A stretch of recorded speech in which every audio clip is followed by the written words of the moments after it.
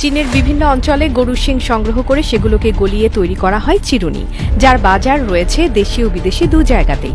এই কাজটি দেখতে যেমন সাধারণ, ভেতরে কিন্তু অনেক সূক্ষ্ম ও জটিল প্রক্রিয়া রয়েছে। গরুর মাথা থেকে সংগ্রহ করা শিংগুলো প্রথমেই সংগ্রহ করা হয় কসাইখানা বা চামড়া প্রক্রিয়াজাত কেন্দ্রগুলো থেকে।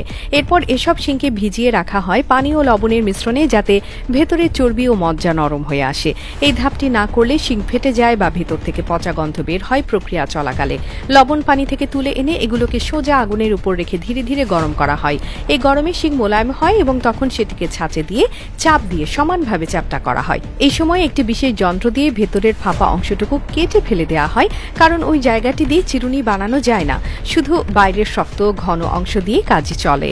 এই অংশটিকে পরে লম্বালম্বি বা চওড়াভাবে কেটে নেওয়া হয়, নির্ভর করে কোন ধরনের চিরুনি বানাতে হচ্ছে তার উপর। কারখানার মেশিন বা কখনো কখনো হাত দিয়ে এই কাটাকাটি করা হয়। চিরুনির আকৃতি ঠিক করার পর তা আবার আগুনের কাছাকাছি নিয়ে গরম করে মোলায়েম করা হয়, যাতে চিরুনির দাঁত বানানো যায়। দাঁতের জন্য বিশেষ ছাঁচ থাকে, যেটা ধাক্কা দিয়ে একবারেই অনেকগুলো দাঁতের আকার কেটে ফেলে। এরপর সেই দাঁতের কোণগুলো গোল করে ঘষা হয়, যাতে মাথার ত্বকে আঁচড় না লাগে। এরপর পুরো চিরুনিটাকে মসৃণ করার জন্য পলিশিং করা হয়। এর জন্য সাধারণত দুটি ধাপ থাকে, প্রথমে মোটা ঘষা মাটি, পরে ফাইন ফিনিশিং। এই পলিশের পরেই চিরুনির গায়ে এক ধরনের চকচকে ভাব চলে আসে। এরপর অনেক সময় কিছু চিরুনিতে ডিজাইন কাটা হয়, যেমন ফুলের নকশা বা চীনা লিপি।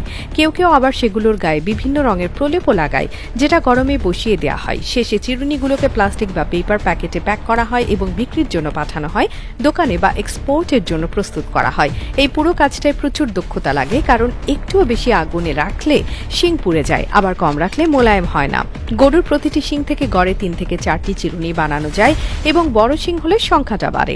চীনের বিভিন্ন শহরে, বিশেষ করে হুনান, হুবেই, গুইঝো বা ইউনান অঞ্চলে এই ধরনের ক্ষুদ্র হস্তশিল্প ব্যবসা বেশ বিস্তৃত, যেটা স্থানীয়দের আয়ের একটি বড় উৎস।